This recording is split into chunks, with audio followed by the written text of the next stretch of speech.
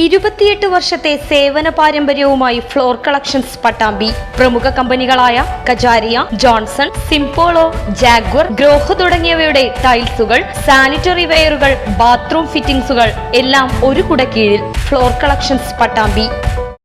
വിഷുദിനത്തിൽ നാടിനെ നടുക്കി പട്ടാമ്പിയിൽ യുവതിയുടെ കൊലപാതകം. പട്ടാമ്പി തീരദേശ റോഡിലാണ് യുവതിയെ കൊലപ്പെടുത്തി തീകൊളുത്തിയ നിലയിൽ കണ്ടെത്തിയത്. തൃത്താല ആലൂർ സ്വദേശിനി പ്രവിയയാണ് കൊല്ലപ്പെട്ടത്. കൊലപാതകം നടത്തിയെന്ന് കരുതുന്ന ആലൂർ സ്വദേശി സന്തോഷ് ജീവനൊടുക്കി.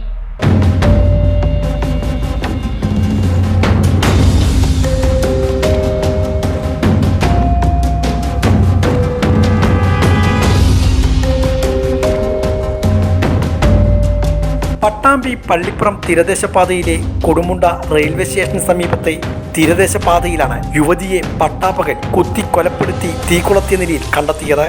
തൃത്താല ആലൂർ കാങ്കത്തുപടി ശിവന്റെ മകൾ പ്രവിയയാണ് കൊല്ലപ്പെട്ടത്. 30 വയസ്സാണ്. ഞായറാഴ്ച രാവിലെ 8:30 മണിയോടെയായിരുന്നു സംഭവം.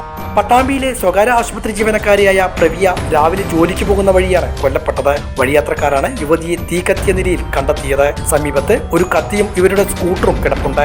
യുവതിയെ കൊലപ്പെടുത്തിയതിനു ശേഷം തീ കൊളുത്തി എന്നതാണ് പ്രാഥമിക നിഗമനം. സംഭവത്തിൽ പ്രതിയെന്ന് സംശയിക്കപ്പെടുന്ന ആലൂർ മൂലത്തൊടി 40 വയസ്സുകാരൻ സന്തോഷിനെ വീടിനുള്ളിൽ ആത്മഹത്യ ചെയ്ത നിലയിൽ കണ്ടെത്തുകയും ചെയ്തു. നേരത്തെ സന്തോഷ് നടത്തിയിരുന്ന ഫോട്ടോസ്റ്റാറ്റ് കടയിലെ ജീവനക്കാരിയായിരുന്നു മരിച്ച പ്രവിയ.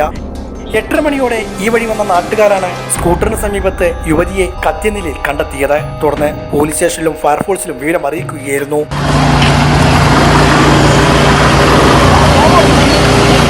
പട്ടാമ്പിയിൽ നിന്നും ഫയർഫോഴ്സ് യൂണിറ്റ് എത്തിയാണ് തീ പൂർണ്ണമായും അണച്ചത്. ഷൊർണൂർ ഡിവൈഎസ്പി ഉൾപ്പെടെയുള്ള ഉന്നത പോലീസ് ഉദ്യോഗസ്ഥരും ഫോറൻസിക് വിഭാഗവും സ്ഥലത്തെത്തി പരിശോധന നടത്തി. വിഷുദിനത്തിൽ നാടിനെ നടുക്കിയ ദുരന്തമായി കൊലപാതകം മാറിക്കഴിഞ്ഞു. സംഭവത്തെക്കുറിച്ച് പോലീസ് കൂടുതൽ അന്വേഷിച്ചു വരികയാണ്.